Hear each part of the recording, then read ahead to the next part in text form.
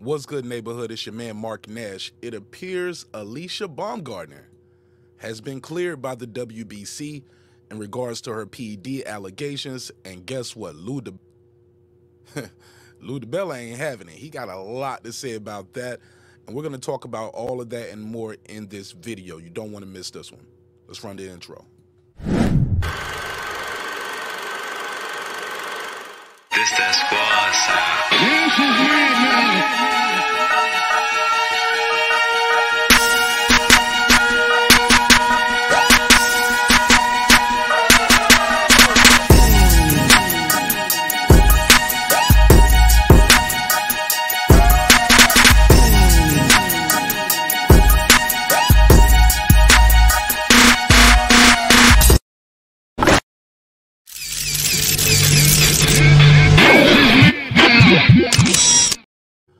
What's good, neighborhood? It's your man, Marq Nash, breaking beats. How y'all feel?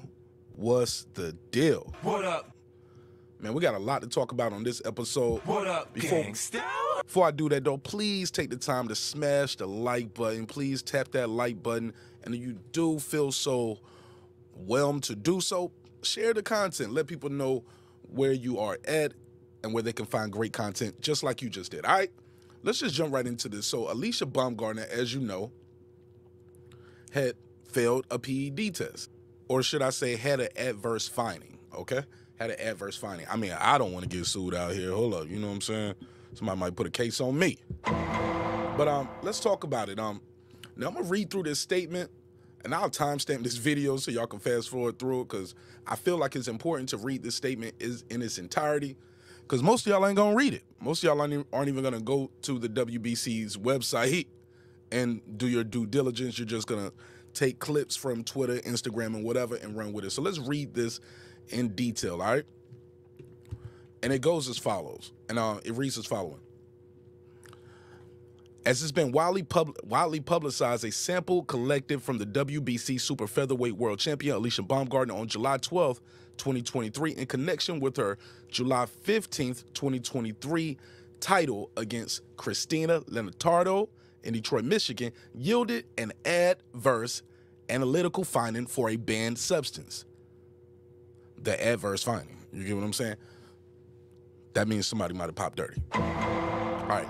In compliance with the governing WBC rules and regulations, the WBC CBP protocol, the WBC undertook the investigation of the specific circumstances, health concerns, and legal precedent surrounding the findings. All right.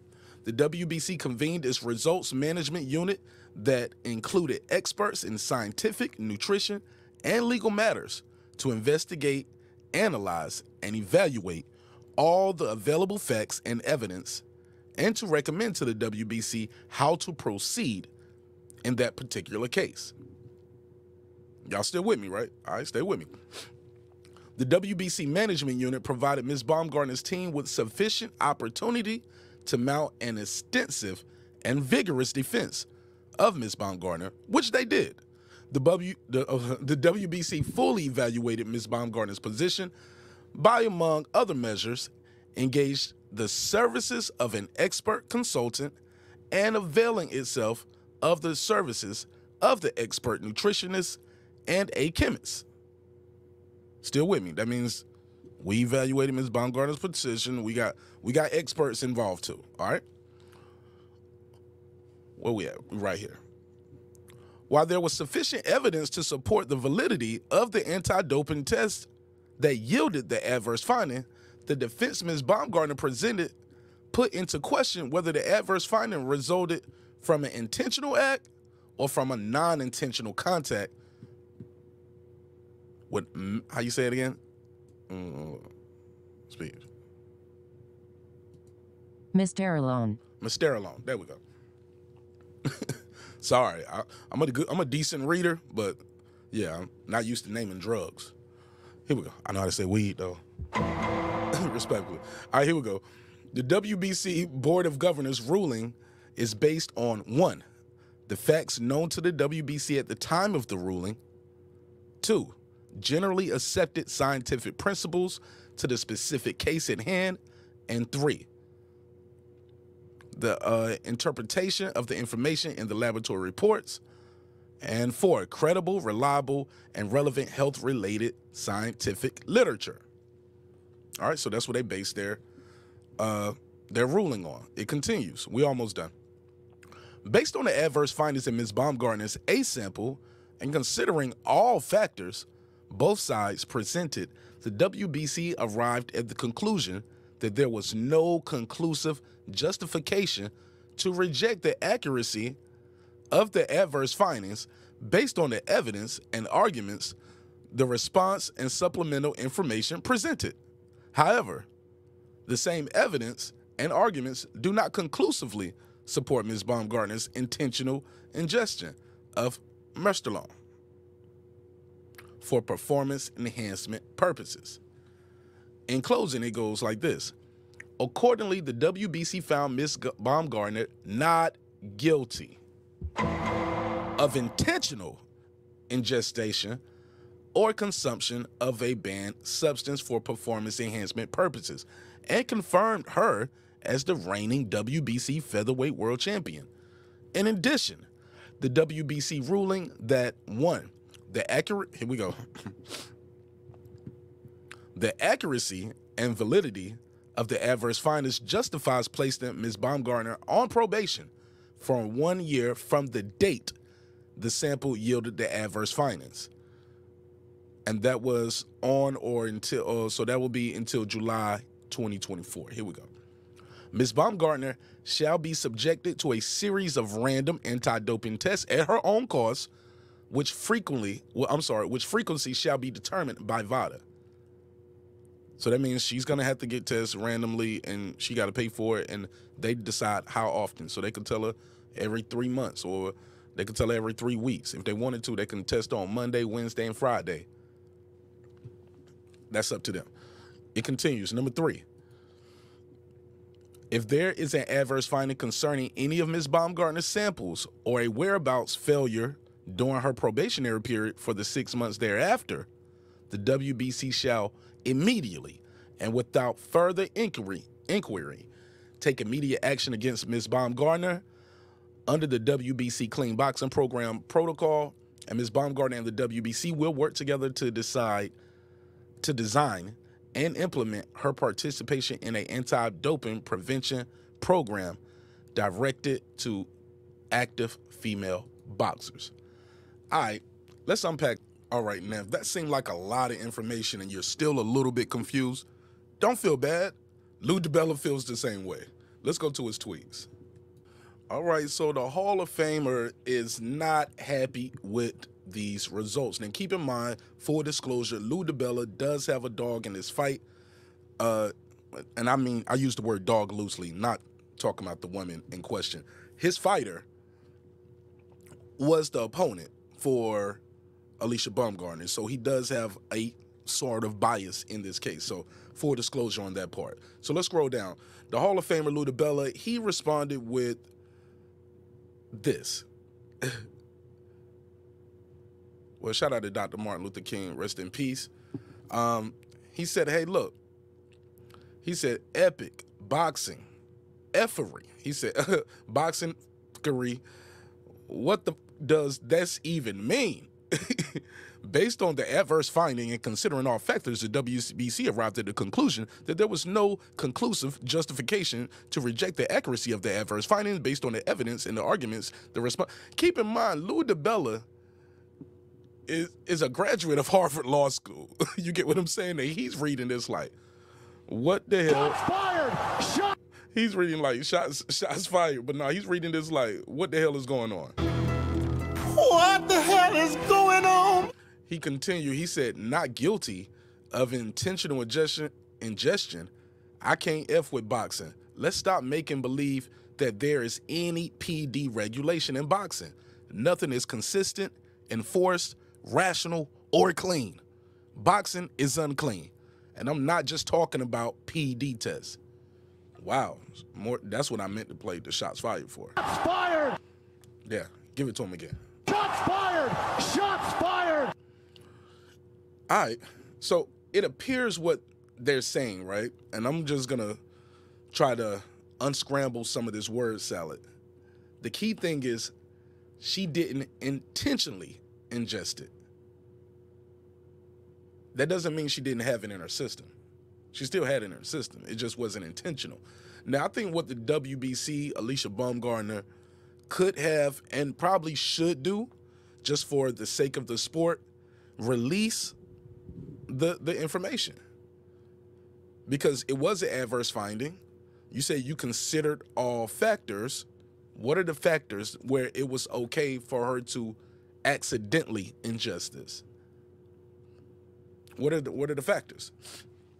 I think that's very important for the WBC as well as Alycia Baumgardner's reputation, because nonetheless, she's still on probation. You can't get found not guilty and still get probation, in my opinion, right? You don't go to court and get acquitted and get probation. If you acquitted, you're not guilty, you walk home free and it's no probation. You did nothing wrong.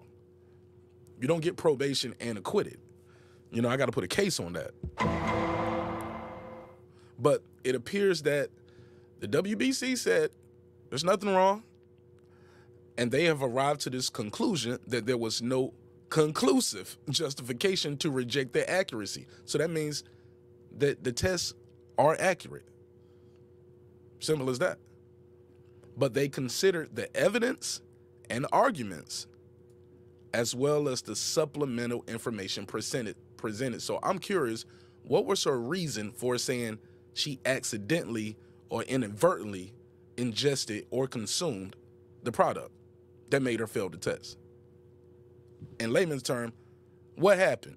Did you eat something? Did you touch something? Were you with somebody else who probably had this in their system, and y'all was having sex and it came that way? Pause, came that way. You know what I meant. But I'm curious, man, what do you guys think of this? What do you guys think of the WBC's statement that I read? Also, what do you think of Hall of Famer Lou Dibella chiming in and defending his fighter in this situation? Because here's the deal, here's the real for real. If you go over to Lou Dibella's entertainments, if you go over there and check out Lou Dibella, he had a couple. Hanna Gabriels was his fighter, and I don't think she was shown this kind of grace, right? Nah, I don't recall.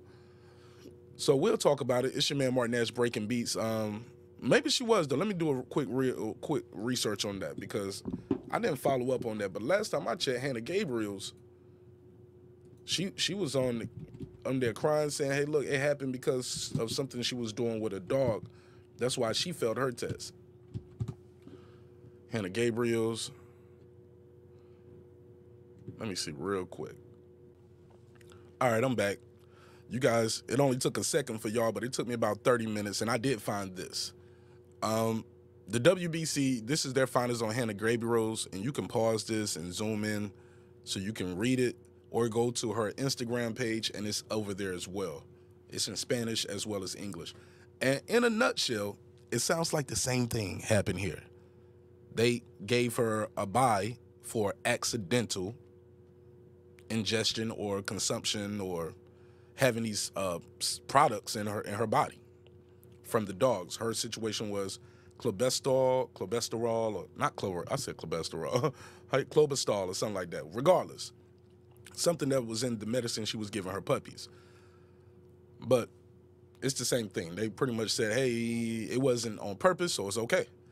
You guys leave me a comment. What do you guys think of this? And do you agree with Hall of Famer Lou Dibella? What is the point of drug testing if at the end of the day you appeal and they can just say, hey, look, it was in there by accident?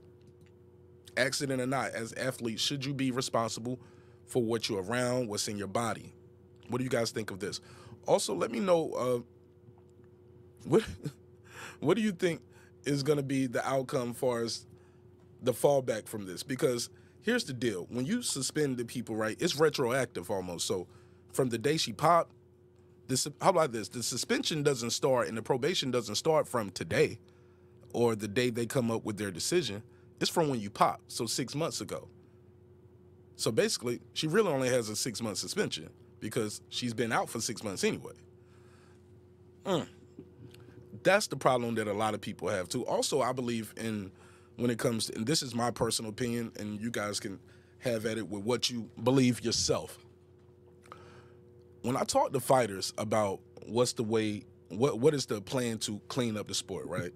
I remember Mike Williams